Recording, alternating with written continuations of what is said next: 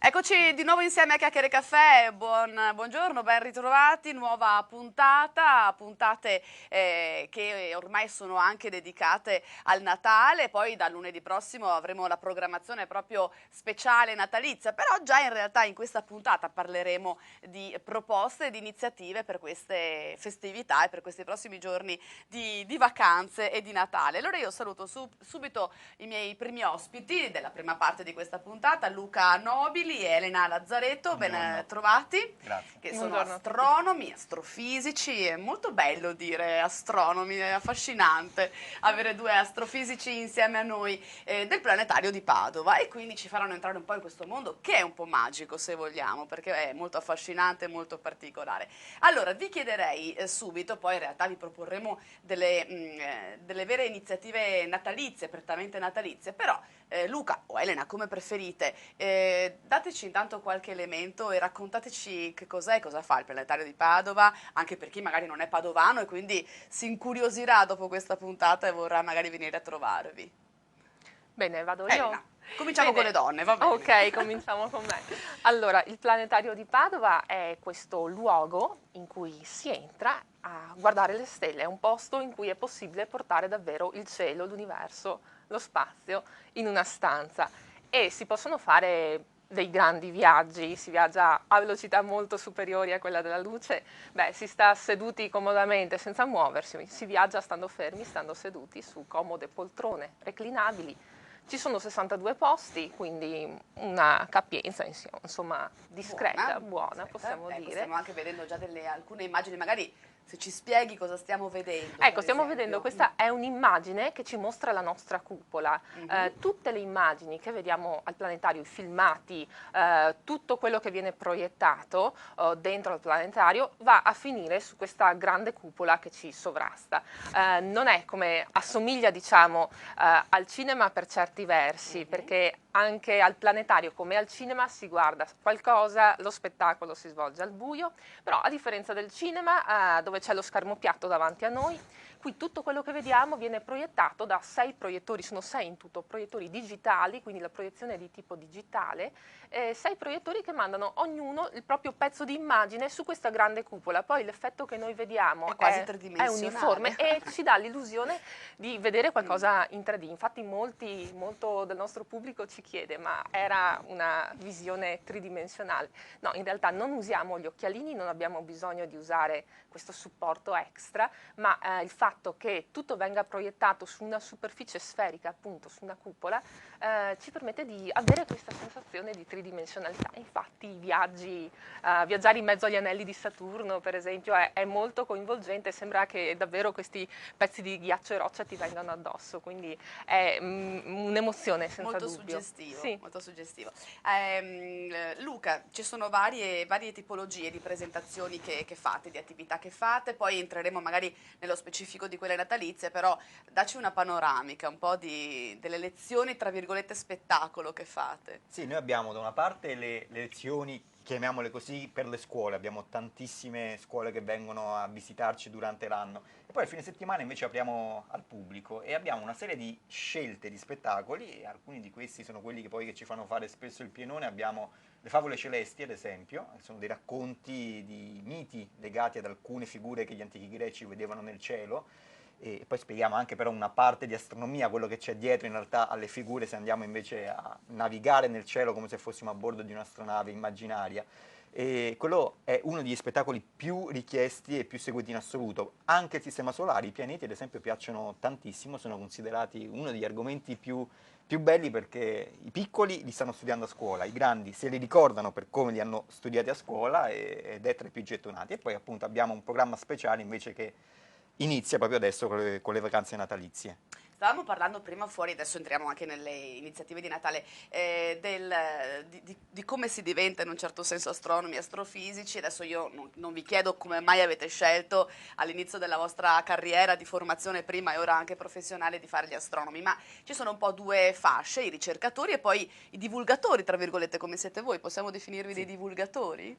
Sì, a tutti gli effetti noi ci occupiamo di comunicazione, spiegare l'astronomia, questa scienza molto affascinante, a tempo pieno, lo facciamo a tempo pieno, facciamo anche noi a nostro modo ricerca, perché studiamo nuovi metodi di comunicazione, nuovi modi di presentare argomenti che magari molte volte possono sembrare un po' ostici. Noi cerchiamo di renderli digeribili anche studiando i mezzi con cui farlo, cioè appunto sfruttando le immagini, studiando il modo di trasformarle in video,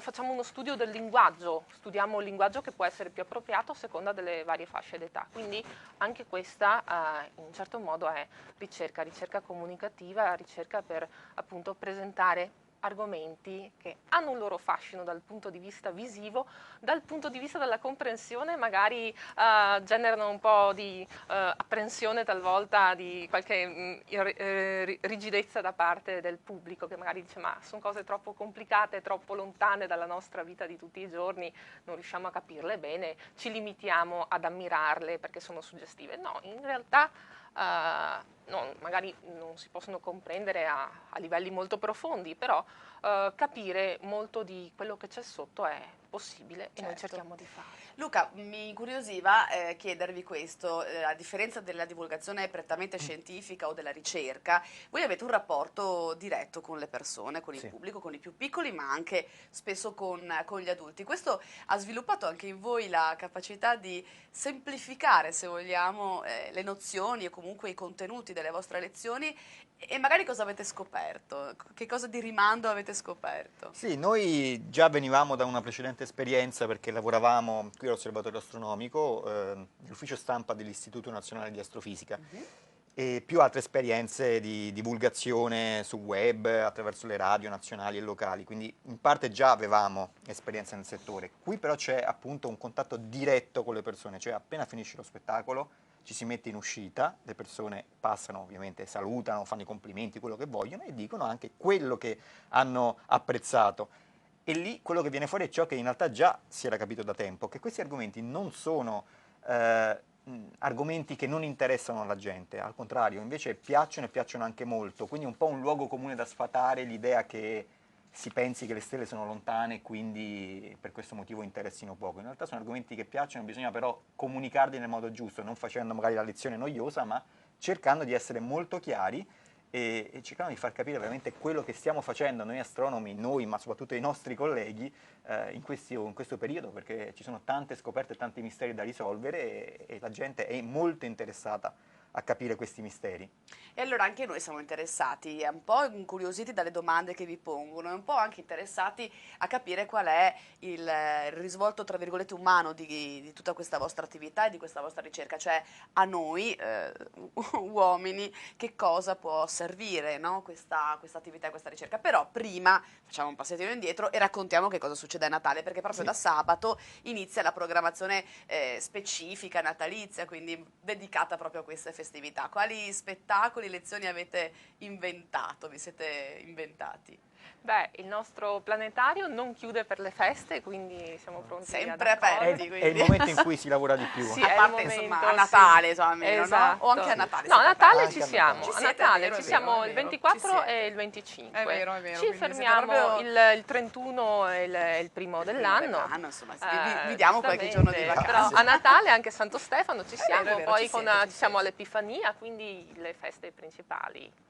Si può fare anche un bel regalo, per esempio, se ancora non avete deciso o avete fatto regali, per esempio regalare un pomeriggio al planetario di Padova potrebbe essere un'idea. C'è anche la carta regalo proprio, Ah, che è ecco. un ingresso gratuito al planetario, però invece di essere un biglietto è poi una carta confezionata apposta da regalare ed è un ingresso. Bello, omaggio. bello. Poi vi diamo il sito che è anche molto semplice, planetariopadova.it, per avere tutte le informazioni, anche i contatti per informarvi e per magari usufruire di queste possibilità. Allora, Elena o Luca, Elena, che Vado cosa io. avete però specificatamente creato per il Natale? Specificatamente per il Natale cosa poteva esserci di meglio che parlare della stella di Natale? Certo. Che cosa hanno visto i Re Magi? C'era qualcosa in cielo che effettivamente li ha guidati? C'era qualche fenomeno celeste tipico di quel periodo? Allora c'è questa indagine, una sorta di giallo questo della stella di Natale, ci si chiede cosa hanno visto, cos'era una cometa, cos'era una stella. E allora noi abbiamo pensato di riproporre alcune di queste domande in planetario, facendo uno spettacolo ad hoc su questo argomento che ci fa andare alla scoperta dell'ipotesi più probabile, cosa con maggiore probabilità hanno visto i Re Magi sempre nell'ipotesi che ci sia stato davvero qualcosa in cielo, che ci sia stato davvero un fenomeno celeste e non sia soltanto qualcosa di figurativo, magari riportato per qualche metafora, per qualche altro motivo nelle Sacre Scritture. Insomma, assumendo che ci sia stato qualcosa di osservabile in cielo, noi abbiamo fatto le varie ipotesi, abbiamo scartato quelle più improbabili e tenendo quella che invece può essere la più plausibile. veritiera. E quindi faremo questo viaggio, ovviamente non posso dire. No, certo, no, non non vogliamo vogliamo che ci anticipare. svegliate nulla, anzi vi lasciamo con questa curiosità da esaudire proprio andando al planetario. E poi naturalmente abbinate anche una seconda parte con delle lezioni magari più prettamente scientifiche, diciamo, ma sempre fruibili da tutti, chiaramente. Sì, sì, in pratica gli spettacoli classici sono una prima mezz'ora dal vivo, cioè ci sono io o Elena che spieghiamo l'argomento, in questo caso ad esempio la sera di Natale, la seconda mezz'ora invece è un filmato a piena cupola, quindi una produzione esterna Certo.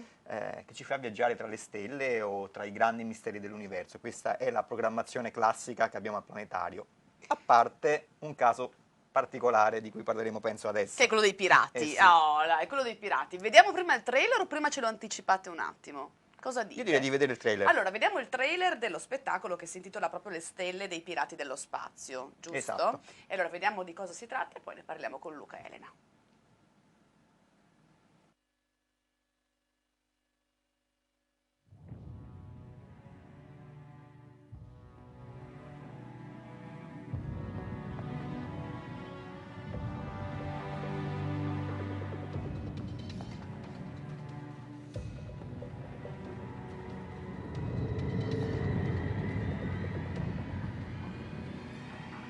Mayday! Mayday! Qui è il capitano Decker della nave stellare Odin. Siamo stati assaliti dai pirati e abbiamo dovuto abbandonare la nave.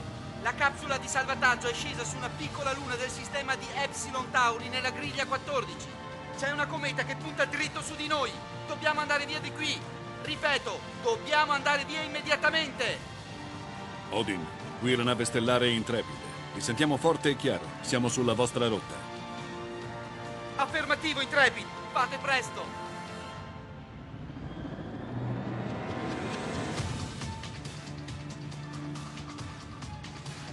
Eccoli. Harris, agganciare il segnale della capsula di salvataggio. Sì, capitano.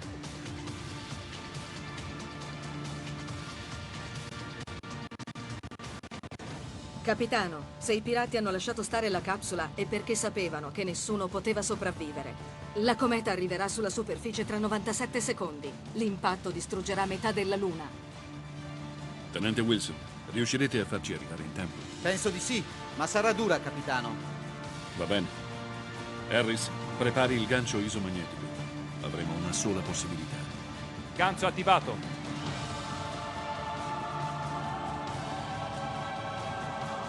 Li abbiamo? Presi. Wilson, attivare i propulsori. Harris, accensione.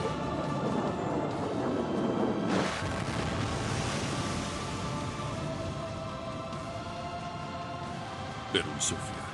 Ben fatto. Wilson, ci riporti a casa.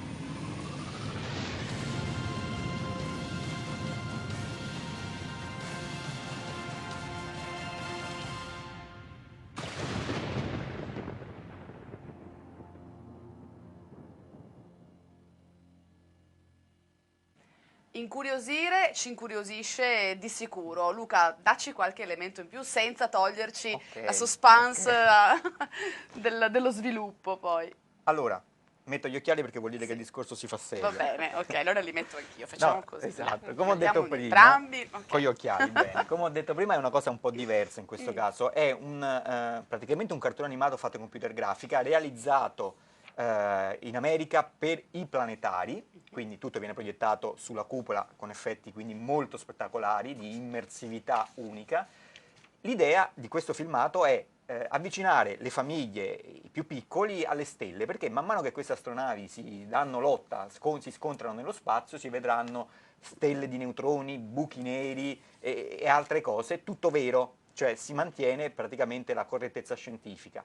Però, non contenti, siccome vedendo il filmato ci siamo accorti che probabilmente alcune cose sarebbero comunque sfuggite, noi aggiungiamo una nostra parte al termine. Gli ultimi 20 minuti è una produzione nostra interna che abbiamo chiamato per coerenza Le stelle dei pirati, in cui andiamo a spiegare dal vivo più da vicino queste stelle, quindi sveleremo i misteri delle stelle che pulsano, delle stelle di neutroni, capiremo cosa sono veramente, capiremo anche perché un cucchiaino di una stella pulsar pesa quanto la Terra, tanto per dire una curiosità, sveleremo cosa sono i buchi neri, e anche cosa sono le stelle giganti che quando scoppiano diventano supernove e fanno un gran caos nelle loro vicinanze, per nostra fortuna sono anche molto lontane da noi, quindi siamo al sicuro.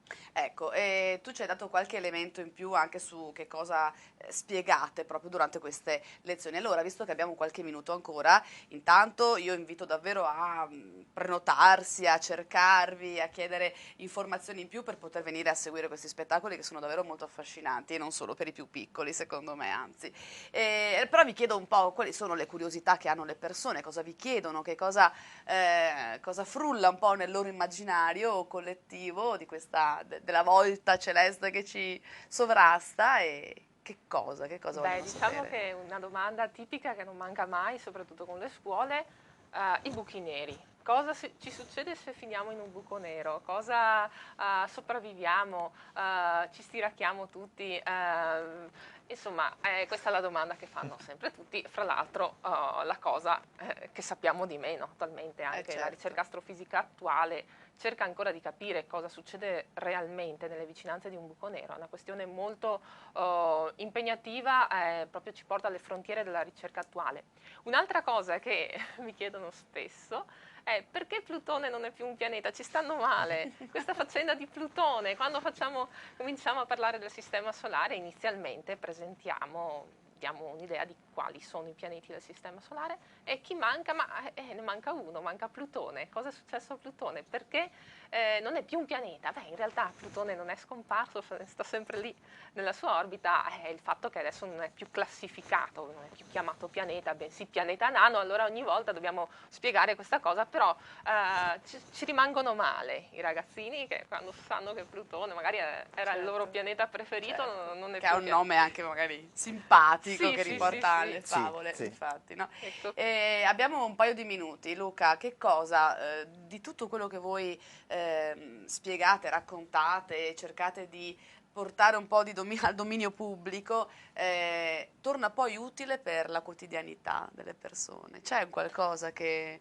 Chiaro che insomma sono Sì, cose che poi io- normalmente non ci si pensa tutti i giorni, però che legame ha con la quotidianità delle persone? Io potrei può dire da avere? una parte che la ricerca astrofisica sembra distante dalla quotidianità, ma in realtà è tutto collegato. Buona parte della tecnologia che utilizziamo oggi e che ci semplifica e ci aiuta anche nel campo della cura delle malattie nasce proprio da tecnologia spaziale. Uno non lo sa, ma se non c'è il problema che ci pongono le stelle di risolvere un certo tipo di osservazione, non ci si inventa una nuova tecnologia che poi è applicabile anche nella vita di tutti i giorni. Però, se invece vogliamo parlare di quello che io vedo nel planetario, quindi andiamo adesso a parlare proprio dell'esperienza del planetario, i genitori ci ringraziano perché dicono mio figlio ha trovato qualcosa che lo sta appassionando e che ora vorrà approfondire andando, perché già mi sta chiedendo andiamo in libreria a comprare libri sulla scienza, sulle stelle, quando fino al giorno prima magari Era al televisione computer, e niente. esatto. Quindi è proprio questo stimolo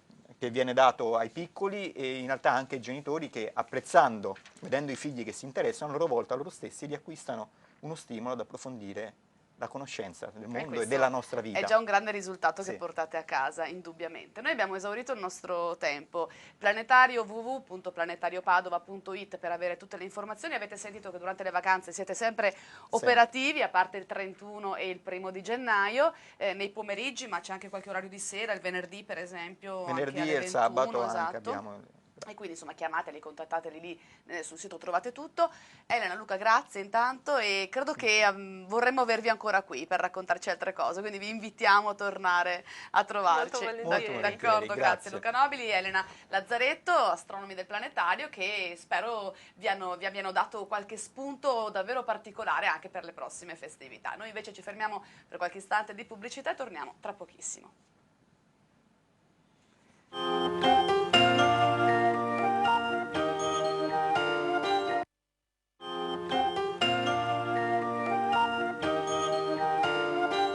Eccoci nuovamente insieme in diretta nella seconda parte di Chiacchiere e Caffè. Dopo aver parlato di stelle, parliamo di solidarietà e di attenzione particolare in un periodo, quello del Natale, che è sicuramente scintillante, sfavillante, molto bello, ma a volte per alcune persone può essere anche un periodo non così facile. Allora ne parliamo con Antonio Iovieno, presidente di Telefono Amico Padova, Sì. e con Cristina Rigone. Rigone, perché mi è venuto Reggio? Ma Vabbè, non perché importa. l'ho scritto dietro e non l'ho guardato. Ok. Rigone. Cristina Rigone, perdonami Cristina, il vicepresidente Sì. del sempre di Telefono Amico di Padova. Allora, anzitutto facciamo un passettino indietro, Antonio, e raccontiamo chi è, cosa fa Telefono Amico, che è una realtà nazionale. Poi voi naturalmente siete interessati all'area padovana, insomma, però è una Sì. realtà che lavora un po' in tutto il nostro paese. Allora, Telefono Amico opera in Italia dal 1967.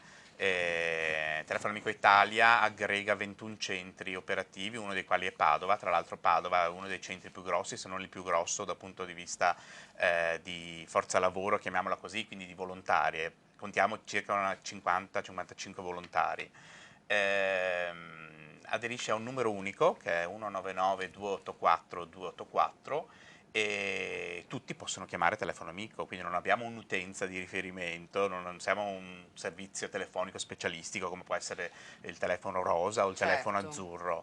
Telefono Amico è rivolto veramente a tutti, e quindi abbiamo un sacco di problematiche da gestire. Molte persone chiamano e noi rispondiamo, e ogni volta è un brivido non sapere più che altro chi ti sta chiamando. Vi chiedo come funziona, chiedo anche a Ruggero se riesce. 199 284 284, magari ogni tanto lo mettiamo anche in sovraimpressione, così le persone mentre vi ascoltano sanno che c'è questo numero di riferimento, 199 284 284. Come vengono smistate le telefonate in realtà territorialmente, parlo? Sì, abbiamo Uno chiama questo numero che è nazionale, e poi c'è un centralone che raccoglie smista. e che le smista, riesce a smistarle anche magari al centro più vicino, ecco.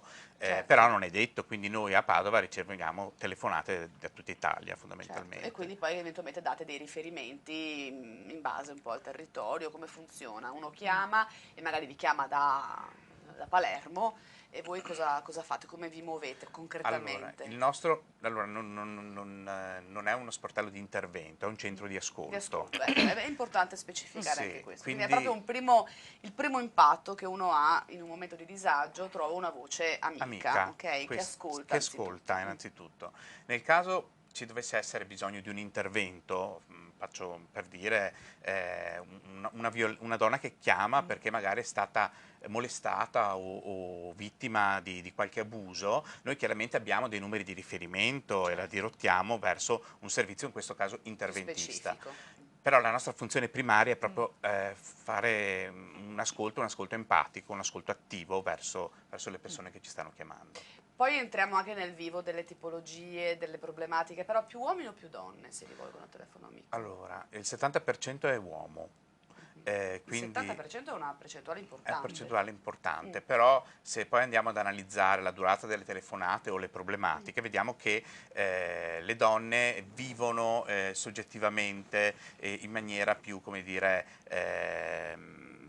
più sentita, più ecco, più approfondita, ecco, l'uomo magari è più superficiale, quindi le telefonate chiama più velocemente, magari velocemente, senza aver rielaborato anche il problema. Mentre le donne stanno di più al telefono, quindi hanno bisogno più di approfondire di più. Sì. E comunque, sì. se posso, Certo, se posso Cristina. permettermi, è anche un po' un'immagine, una fotografia di quella che è la società oggi, che siano gli uomini che chiamano di più. Le donne contano di più su una rete sociale, una rete personale di amicizie, di familiari, comunque sono più abituate a mettersi in gioco anche all'esterno rispetto alla propria persona. L'uomo invece fa molta più difficoltà e quindi quando si tratta magari di dover parlare di cose complesse, difficili, di cui ha anche un certo pudore nell'esternarsi, chiama più facilmente qualcuno che magari non lo giudica o non sa o non conosce comunque la sua situazione in maniera diretta. Quindi gli uomini effettivamente sono più fragili da questo punto di vista, perché possono contare di meno su quell'appoggio, quella rete sociale che le donne invece sanno costruirsi bene. Sì, esatto, sì. È vero, questo è molto vero. Poi entriamo un po' anche nel vivo un po' delle tematiche, dei problemi, però abbiamo detto proprio all'inizio di questa seconda parte di puntata, il Natale è sicuramente un momento bello per molti, per i più probabilmente, fatto di relazioni, fatto di incontri, fatto di momenti anche familiari, di festa e di condivisione, ma per molti, magari per le persone che vivono un disagio o una problematica, può essere un momento ancora più difficile. E da qui parte proprio l'iniziativa di cui parliamo adesso. Sì. Anzitutto però chiedo a voi, che avete un osservatorio privilegiato, è così, cioè il Natale acuisce queste problematiche? Indubbiamente il Natale enfatizza qualsiasi tipologia di emozione, perché è un periodo di festa e perché si ha molto tempo a disposizione, lo si vive in famiglia e quindi si cerca di star bene. Nel momento in cui magari siamo vittime di un lutto recente oppure viviamo una situazione molto molto difficile dove ci sentiamo molto fragili, il periodo natalizio amplifica ancora di più questa situazione soggettiva o oggettiva anche che la persona sta vivendo. È il 7° anno consecutivo che Telefono Amico Italia tiene aperte le linee 24 ore su 24. Il nostro servizio di norma parte alle 10 di mattina, termina alle 24 e essendo solo volontari vi assicuro che non è facile da gestire, ecco. immagino. Nel periodo invece natalizio cerchiamo di fare una 24 ore non stop per 3 giorni, quindi dalle 10 del 24 dicembre rimaniamo attivi fino alle 24 del giorno di Santo Stefano. Fino alla mezzanotte di Santo Stefano, e quindi in tutti i 21 centri, se non sbaglio siete più di 700 volontari in tutta Italia, quindi tutte queste persone che dedicano il loro tempo e anche la loro pazienza, il loro ascolto, la loro profonda umanità, faranno una non stop, quindi dalle 10, lo ripetiamo, della vigilia del 24 dicembre alla mezzanotte di Santo Stefano del 26. E come vi state organizzando per questa non stop? Immagino che ci sia una bella griglia di c'è una bella orari, griglia, volontari, lunga, di volontari. Chiaramente noi curiamo la nostra, quella di Padova, ma dobbiamo far rete chiaramente con gli altri centri, quindi con tutta Italia, però il servizio sicuramente sarà attivo e non ci saranno, noi li chiamiamo buchi, insomma non ci saranno, anche perché ci teniamo veramente. I contatti che riceviamo sotto il periodo natalizio chiaramente sono maggiori rispetto a quelli durante l'anno. Normalmente durante l'anno, in una giornata di servizio dalle 10 a mezzanotte, appunto, quante telefonate arrivano? Ci sono delle giornate più difficili, per esempio, dove le persone si rivolgono maggiormente a telefono amico, oppure sono un po' distribuite in tutto l'arco della settimana o nell'arco dell'anno, anche l'estate magari è più difficile rispetto all'inverno o viceversa? Allora, c'è una fotografia che si può dare? Sì, c'è una fotografia, però non c'è un periodo dove c'è un picco o un periodo dove c'è proprio un down. E non è standardizzato, soprattutto, cioè non è detto, o sì un po', Cristina? No, ci sono indubbiamente dei periodi come appunto questo del Natale, piuttosto che, a me viene da pensare, perché ho fatto un turno anche il 1° novembre, quindi momenti in cui effettivamente c'è la sensibilità di chi vive certe situazioni diventa un pochino più acuita, così come anche durante il periodo estivo, che tutto si ferma, tutto rallenta e la solitudine o magari il disagio viene vissuto in maniera un pochino più forte, più sentita. Poi certamente durante l'anno non ci sono giornate, cioè non c'è un lunedì rispetto a una domenica che può avere un riflesso maggiore di chiamate, però ci sono dei periodi, ci sono sicuramente dei periodi in cui si può vivere con gioia come si può vivere anche con molto dolore, e il Natale appunto è uno di quelli di cui stavamo parlando, in cui anche se si vede tutto intorno, magari c'è festa, c'è allegria e uno dentro non sta bene, lo sente molto di più. Lo sente molto di più. 107.225 contatti nel 2011, registrati naturalmente a livello nazionale da Telefono Amico. Avete notato un aumento in questi ultimi anni di crisi? Non ci piace dire questa parola, ma è la parola che riassume un po' di più la situazione che stiamo vivendo, quindi c'è un segnale che arriva anche dalla vostra attività in questo senso. Indubbiamente la crisi economica ha portato anche una crisi, se vogliamo, sociale, quindi una crisi esistenziale anche della persona, è tutto un nesso che c'è nella società, ecco. Cosa dire? Noi percepiamo molto questo, soprattutto riguardo alla solitudine, riguardo il bisogno di compagnia, la difficoltà di relazione con le altre persone. Ecco, molte persone si sentono veramente sole o hanno bisogno di esprimere, nonostante magari vivi in un contesto lavorativo, sociale, dove sono in mezzo alle persone, non riescono però a far emergere quello che in realtà vogliono dire o quello che provano, quindi usano...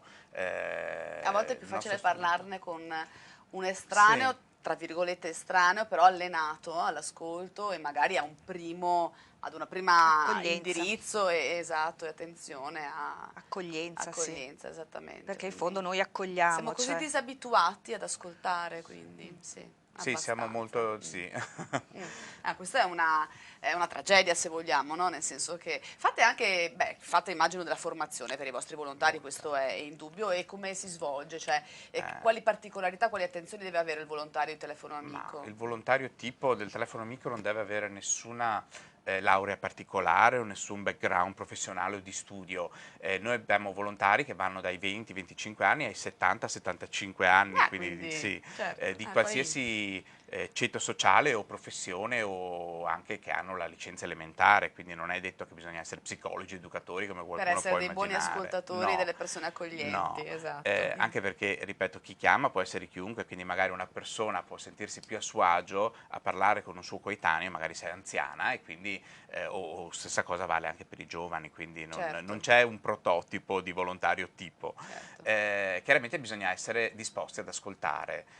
Il corso viene tenuto una volta all'anno, è un corso abbastanza impegnativo perché richiede 6 mesi di frequenza, di formazione. Metà dei 6 mesi è di tipo teorico e l'altra metà invece è di affiancamento e introduzione al servizio. Quindi chiunque può, sappiate che noi facciamo il corso a settembre di ogni anno, chi avesse voglia di fare il volontario può mandare un'email, ne approfitto di questo strumento, che è un'email a padova@telefonoamico.it. Il corso inizia insomma a settembre-ottobre. www.telefonoamico.it è il sito generale nazionale a cui potete fare riferimento, poi all'interno trovate tutti i contatti anche dei vari mandamenti, delle varie sezioni, in questo caso quella di Padova. Antonio, ma anche Cristina, Cristina, che ho parlato già abbastanza.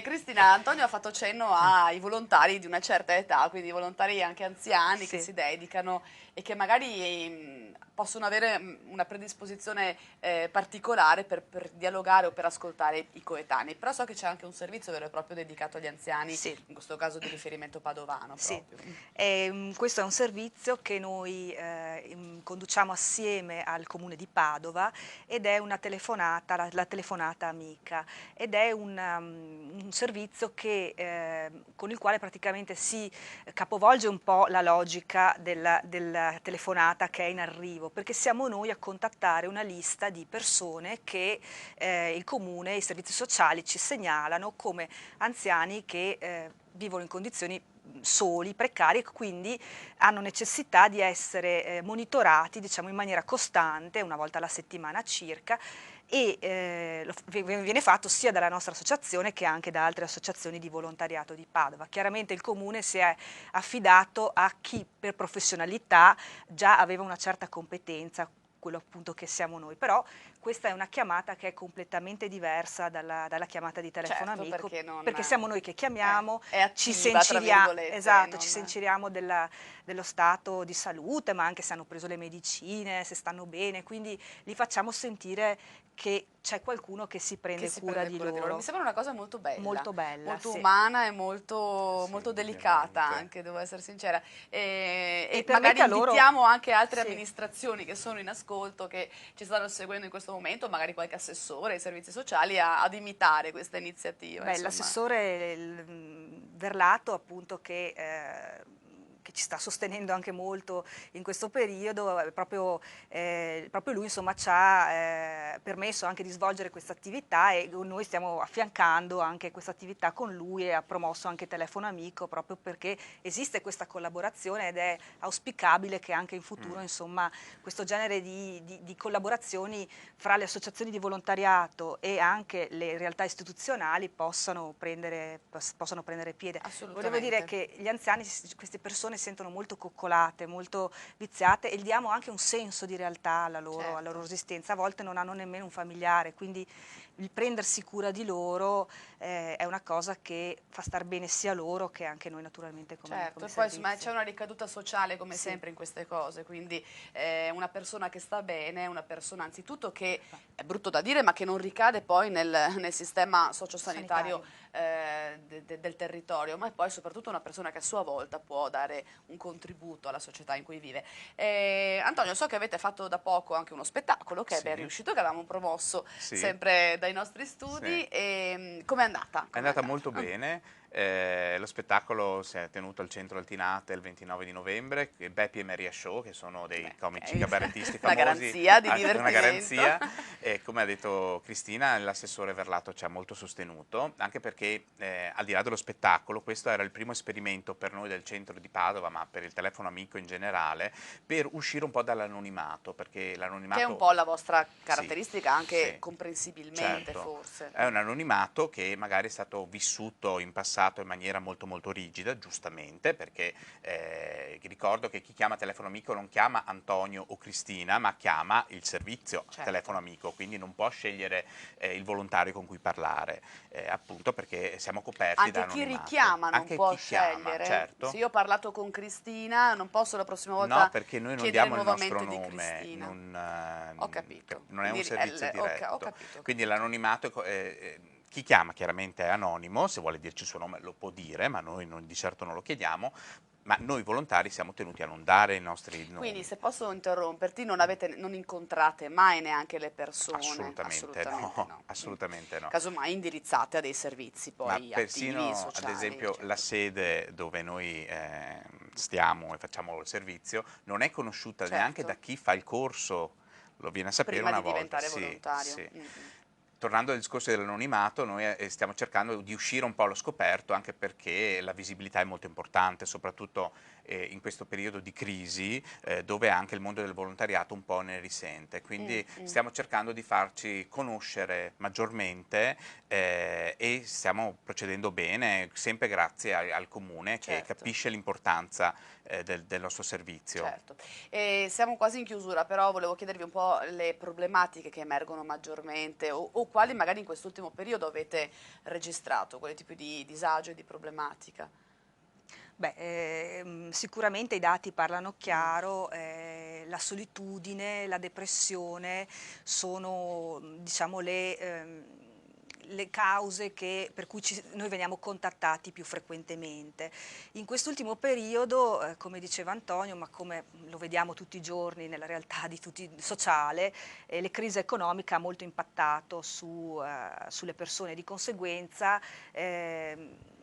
ci capita anche di sentire problematiche che riguardano proprio anche, non dico la sopravvivenza, ma la difficoltà ad andare avanti, insomma, a procedere in una vita che è diventata sempre più difficile per tutti. Tra l'altro è anche da segnalare che anche la telefonata purtroppo costa, dico purtroppo perché a livello nazionale il Ministero e tutto l'apparato ancora non ha permesso la creazione di un numero verde, che sarebbe una cosa veramente auspicabile. Quindi noi facciamo quello che possiamo. In questo caso ritorniamo anche al peso che possono avere le amministrazioni, magari anche nel sostenere questa richiesta. Questa è la nostra volontà di uscire dall'anonimato. La volontà di uscire dall'anonimato è di far sapere anche alla cittadinanza di Padova, ma anche in generale a tutti, che esistiamo e che siamo un servizio che possiamo essere di aiuto di ascolto, di prima accoglienza. Certo. Non è una terapia, quindi non facciamo terapia, però se uno ha bisogno deve sapere che esistiamo E soprattutto che poi magari gli date rivolgersi qualche a noi. indicazione di come Certo, reagire, di certo, cosa fare. ma anche li Certo. ascoltiamo soprattutto, Certo. che è la cosa comunque fondamentale. Assolutamente sì.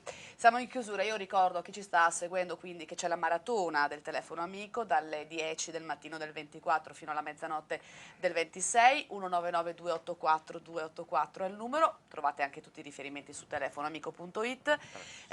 Cristina, Antonio, intanto grazie, Grazie a e voi. buon Natale anche Buon a voi e ai Natale. vostri volontari che effettueranno Grazie. questa lunga maratona. Volevo anche invitare non solo chi in questo momento vive un periodo di disagio a rivolgersi e a sfruttare questa possibilità, ma anche a chi conosce persone che possono vivere in un momento di disagio, magari a consigliarle. Magari uno si sente impotente, però può consigliare questo a un amico, un familiare o a un conoscente. Grazie davvero per essere stati con noi e grazie del prezioso lavoro che fate. del Grazie a servizio voi che per la date. sempre bella accoglienza che ci date. Grazie. Grazie a tutti, e anche oggi Chiacchiere Caffè finisce qui, torna però come sempre domani alla stessa ora, alle 13 e alle 18. Arrivederci.